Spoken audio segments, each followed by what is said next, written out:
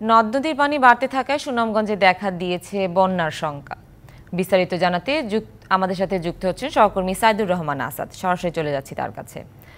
আসাদ, বন্যার সর্বশেষ পরিস্থিতি জানাবেন। আপনি যেমনটি বলছিলেন, আসলে আষাঢ়ের বৃষ্টিতে সুনামগঞ্জে বন্যা পরিস্থিতি তৈরি হয়েছে, মানুষের ভোগান্তি তৈরি হয়েছে। আমরা এখন যে জায়গায় আছি সেটি হচ্ছে তাইপুর সুনামগঞ্জ সড়কের একটি অংশে। তাইপুর সুনামগঞ্জের যে সড়ক, সেই সড়কের বিভিন্ন জায়গায় পানি উঠেছে। সেইখানে অনেক জায়গায় কোমর পর্যন্ত পানি, অনেক জায়গায় গোলাপুর পর্যন্ত পানি। তো এখানে পানিটা কিছু কমই আছে।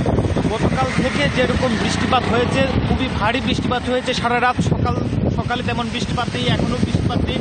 মেঘাচ্ছন্ন আকাশ, যে কোনো সময় বৃষ্টি নামবে। তবে গতকাল রাত 9টা থেকে আজ সকাল 9টা পর্যন্ত সুনামগঞ্জের সুরমা নদীর পানি 16 সেন্টিমিটার বৃদ্ধি পেয়েছে। এতে করে প্রায় 32 সেন্টিমিটার উপর দিয়ে পানি প্রবাহিত হচ্ছে। এবং এই পানি প্রবাহের ফলে যে সীমান্তবর্তী যে উপজেলাগুলো আছে, সেই উপজেলাগুলো সর্বপ্রথম আক্রান্ত হয়েছেন।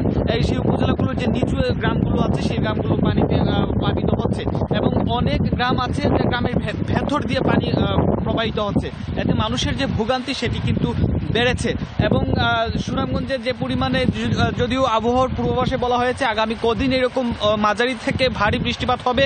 তবে এইরকম যদি বৃষ্টিপাত হয় তাহলে সুনামগঞ্জের যে বন্যা পরিস্থিতি সেটি আরও অবনতি হবে। তবে প্রথম দফায় বন্যার সময় সুনামগঞ্জের যে শহর আক্রান্ত হয়েছিল সেরকম এখনো হয়নি। তবে অন্যান্য উপজেলায়, বিশেষ করে তাহিরপুর উপজেলায় প্রথম দফায় যেরকম বন্যার যতটুকু পানি হয়েছিল তার চেয়ে বেশি পানি হয়েছে বলে স্থানীয়রা জানিয়েছেন। তবে প্রশাসনের পক্ষ থেকে পর্যাপ্ত পরিমাণে প্রস্তুতি রাখা হয়েছে, আশ্রয়কেন্দ্র খোলা হয়েছে, স্বেচ্ছাসেবক টিম প্রস্তুত রাখা হয়েছে।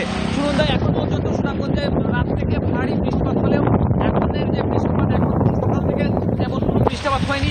এইরকম যদি আবহাওয়া থাকে তাহলে বন্যা পরিস্থিতি যেটা তৈরি হয়েছে সেটি উন্নতি হবে। তবে যেহেতু আবহাওয়ার পূর্বাভাস আছে মাঝারি থেকে ভারী বৃষ্টিপাতের, সেটি হয়তো কিছুক্ষণ পরে আবারও ভারী বৃষ্টিপাত হবে এবং বন্যা পরিস্থিতির অবনতি হবে। সুনন্দা। আসাদ, ধন্যবাদ আপনাকে। ওয়ালটন ফ্রিজ কিনে অনেকের মতো আপনিও হয়ে যেতে পারেন মিলেনিয়াল। সেরা পণ্যের সেরা অফার।